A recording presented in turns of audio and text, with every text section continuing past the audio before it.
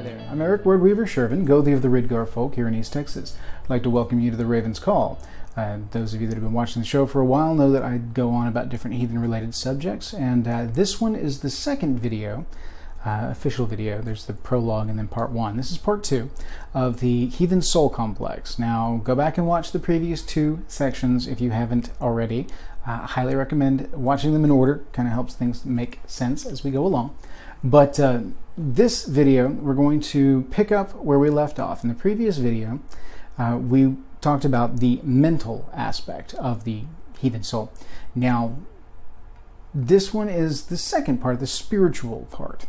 Now, again, I've said this in all my other videos. I'm going to say this again. This is how I see the heathen soul complex. This is not necessarily how anyone else is going to see it.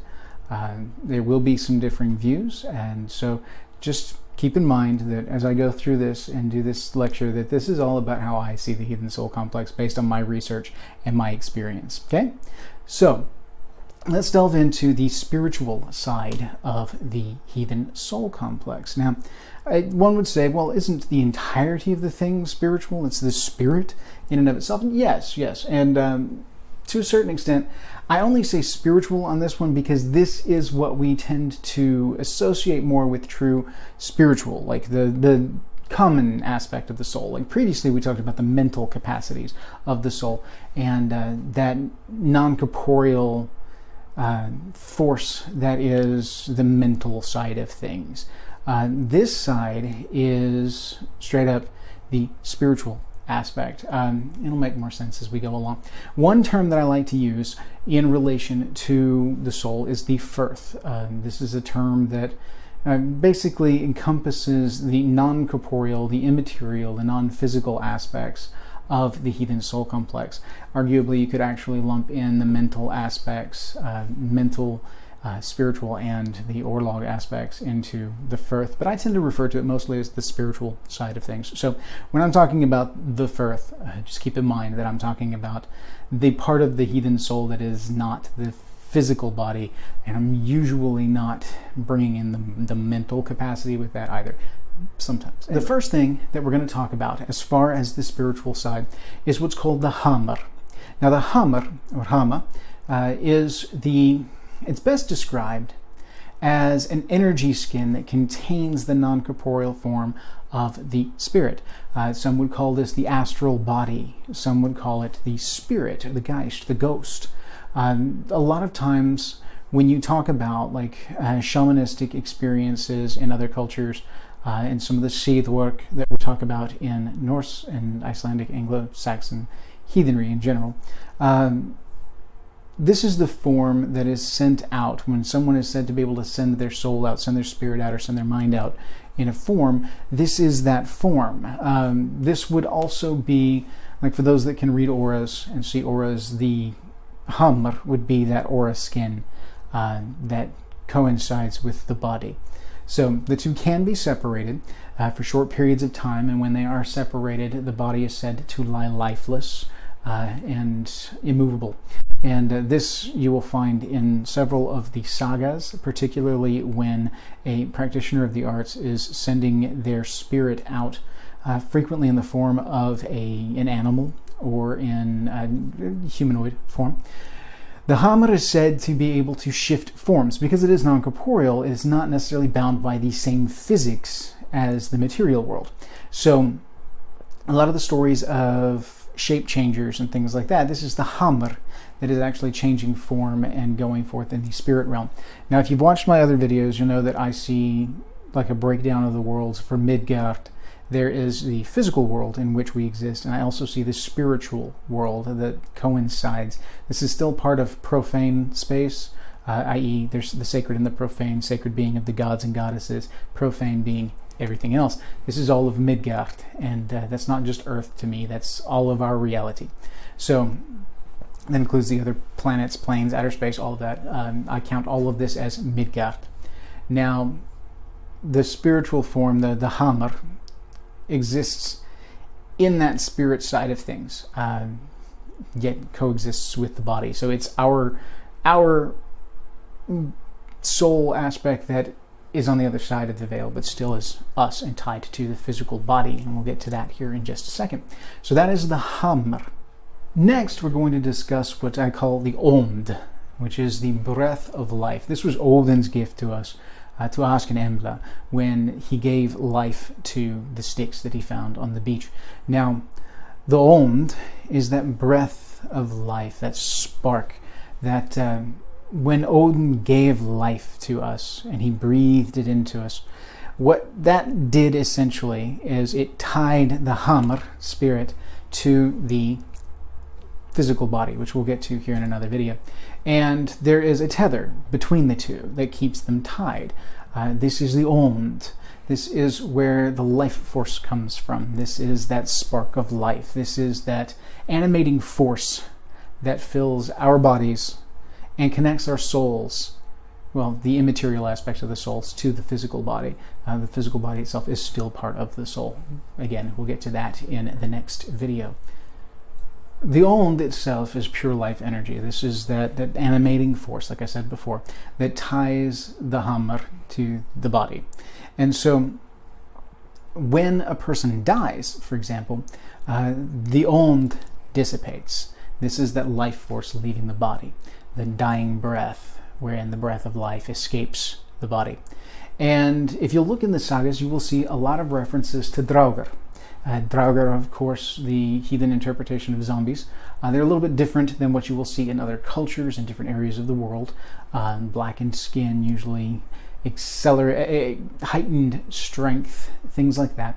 And usually not a good disposition.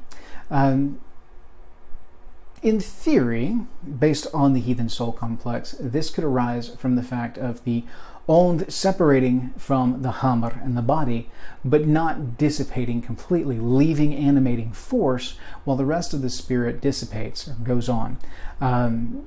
In my personal beliefs, keep in mind, this is all just how I see it, upon death, the physical body returns to Ymir's flesh, to the earth, to be reincorporated and reused in Midgard. Meanwhile, the hamr is the part that will dissipate and go on to other locations. We don't even know for certain what that may be. This may be the portion of the soul that goes on to Valhalla in those instances where that is the case, or onto Folkvanger, or into Helheim, etc., etc., etc. It's also theoretically possible that this is the portion of the soul that re-enters the earth and becomes the ancestral spirits tied to specific areas. So when we are talking about ancestral spirits, for the most part, the hamr is the part that we're most likely dealing with. The Ond itself being that animating force that ties the two, when it separates, if that animating force is still remaining with the body, then the body lacks the soul complex that gives it the personality and the fullness of spirit. And what memories may exist still locked within the brain, remnants of the mind when it was there, these may influence the actions of this now animated dead body that wanders around. Now, a lot of you are going to be like, you can't possibly actually believe in Draugr. This is folk tales and fairy tales. Listen, they're folk tales and fairy tales for a reason, so write me off as crazy if you want to, but I see possibilities, especially from a spiritual standpoint.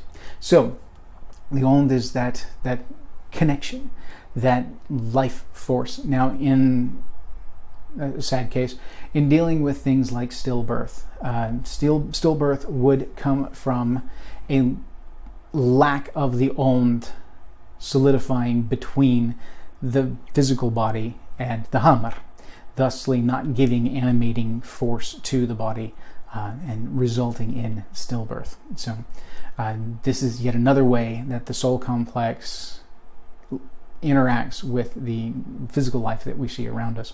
So a lot of those cases where it's hard to understand why something would go awry in the womb, the way I see it, is that it's very likely the Ond didn't solidify, and thusly the hamr couldn't sheet with the physical body to give birth to a full healthy baby. So anyway, that's that one. That is the Ond. That is the breath of life and the animating force of the body. It's a tether between the hamr and the physical body.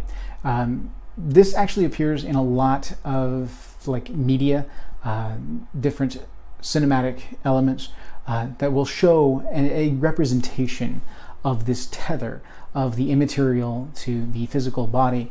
I know a lot of you guys out there like to watch anime and things like that. If you've ever seen the anime Bleach, there is a very similar thing where the astral body is, the soul is separated from the body, and there is a physical chain binding the body to the spirit in that instance. It can be severed and thus the body die. It's more complex in the show, but that's a good visual representation, that chain binding the spirit to the physical body. That's what I would describe as the Ond. Okay? So, that is the Ond. The next section that we're going to discuss is the Alder. This is the section of the spirit that is the span of life. Now, for lack of a better term, it's the spiritual battery. It's how much gas is in the tank. At the time that the Ond sets the hammer to the physical body, the Alder is started, the timer starts. And once life begins, there is a set timer on how long we can exist. There is a fullness of this energy. This energy cannot be extended beyond its stay. This is set by the Norns. This is your span of life. This is what you are given. Now, actions that we can undertake and choices that we make in life can impact our Alder. We can gamble our Alder. We can go into battle and face off against an enemy. We can gamble it. And if we lose that life. Alder can be terminated early, but it cannot be extended beyond its fullest capacity. The human body, once it has lived to a certain extent, just can't make it anymore. And the battery runs dry and the body dies out. Now, frequently, especially in modern society, we don't see this happening all that often. Most of the time, folks still die with a little bit of gas in the tank, usually due to complications with the physical body, and then sometimes other soul problems that will lead to an early demise. But there's nothing that we can do that will extend the Alder beyond its fullest capacity. You can feasibly eke a little bit out at the end, but it's not like you're actually extending the Alder. All you're doing is utilizing technology, medicine, etc., etc., etc., to push the car a little bit further on the few fumes that are left in the tank. But eventually the tank runs dry and the body can no longer keep going. The soul can no longer drive. So that is the Alder. That is our lifespan. So the Ond is the life force, but the Alder is the span. That is how long we have. And when it runs dry, it runs dry. The next part of the spiritual complex that I want to talk about is what I call the feta. Now the feta, F-E-R-A-H, the feta is the tree soul. If you look at the origin story of Asknembla, Odin, Honor, and Lothar found sticks on the beach and they imbued them with life, mentality, the spark of life in general, gave them shape, physical form.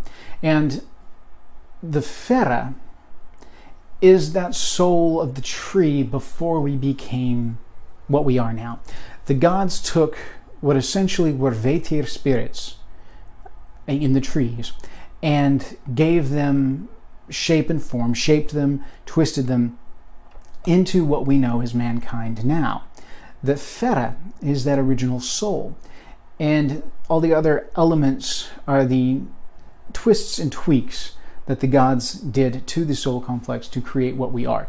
Now, I see, as I've said in my science and heathenry video, that I see this as evolution after sort. The story of Ashken Embla I see as being taking place in sacred time. To the gods, this would be a mere blink of an eye, the amount of time that it takes to physically shape, twist, and then breathe life into. For them, it could have been mere moments. But for us, here in the profane world, time would pass differently. And so it stands to reason that what would be a blink in the eye to the gods, who are eternal, relatively, to the gods in sacred time, this short period of time to us would seem like an eon. It would take a great deal of time for us to perceive what the gods had created. So the evolution of mankind over time is the gods crafting Ashkenembla, and that taking effect in the profane world, and giving form, taking shape over time, until we see what we are now. So all of that saying, there is a remnant of that Vetir spirit from which we were elevated by the gods. And no one knows exactly why the gods chose to do what they did. Why did the gods come through and gift us with order and with, that divine madness that sets us apart from the other Vetir of the earth? We don't know. I mean, there are numerous theories as to why, and I can do an entire video just rambling on about those particular theories myself. But essentially, this is the part of the wild that is still in us. This is our tie to the Vetir. This is that seated instinct, that seat of that primal animal that's within us. This is going to sound crazy to some of you guys, but I know that some of you out there know that you sometimes feel like there's an animal inside. It's a bear, a wolf, raven, whatever. This is, to me, the spirit animal that a lot of other cultures see and associate with as a spirit guide, etc., etc., etc. We have something similar in the Filia, but we'll get to that one in the Orlog video. Okay, I do not see that one as exactly the same, because that is a little bit different. That is an entirely separate soul entity. This is our naturally inherited inclinations based on that primal soul, that feral soul. So feta, feral. In my mind, that's not actually the translation, but just roll with me on this, okay? So the feta is that Vetir spirit. It is that tie to the land. It is that tie to the animals. I see individuals who are incredibly gifted mentally, who have strong hugr, strong min, and their mind complex is just powerful. And then I see other individuals who are stronger in the feta part of their soul. They're very tied to the Vetir, almost naturally so, or preternaturally so. And it's incredible to watch them. I know one very near and dear to my heart, as a matter of fact, who I call my little Disney princess, because she can step out and within a few minutes have a wild squirrel eating out of her hand. I have witnessed with my own two eyes her take a completely feral cat who has never interacted with humans as far as we know, and within moments, literally like less than 20 minutes, had this cat in her lap, petting on her, and then the cat followed her up to the house to feed. This is a person whose feta is extremely strong. Good hunters and people that are natural survivalists, people that horse whisperers, the ones that operate like a wolf pack, that's a strong feta inside. Whereas the mind complex is that of order and abstract thought, similar to the interactions that the gods have, because the gods are gods of order, onto chaos in shaping the world, shaping us, etc., etc., etc. This is the feta, this is the wild, this is that chaotic natural world, and the natural laws by which it exists. So that's the feta. That one I could go on about for a while as well. So I find it very fascinating. We will touch back on that at another time. But that is the feta. All right, that completes the sections that I lump into the spiritual side of the soul complex, the spirit form. So we've got the hammer, the ond, the alder, and the feta. These are the soul aspects of the more traditional spirit that we are accustomed to. So you've got the hammer, which is the astral body, the spirit, the ghost, the geist. You've got the ond, which is the tie that binds the spirit to the physical body. And then you've got the alder, which is the lifespan, the battery. You've got the feta, which is that tree soul, that spirit soul, that Vetir spirit.